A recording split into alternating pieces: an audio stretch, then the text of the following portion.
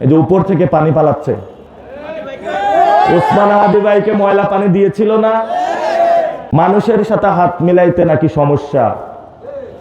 কবি আল মাহমুদের কবিতা যারা পড়েছে তারা তাহলে হাত মিলাইতো।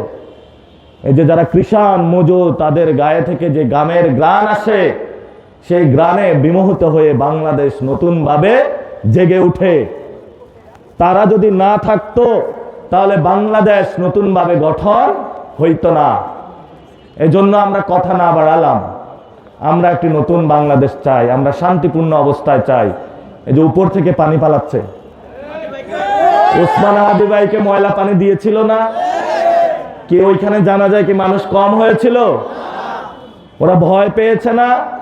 এখন মানুষ ওসমান হাদি ভাইয়ের ইনসাফ কায়েমের জন্য, বিচারের জন্য 12 তারিখে ভোট দেওয়ার জন্য অপেক্ষা করছে। আমরা সবাই হাত তুলে এখানে শপথ করব, আমরা শহীদ ওসমান হাদি ভাইয়ের বিচার হওয়া পর্যন্ত মাঠ ছাড়বো।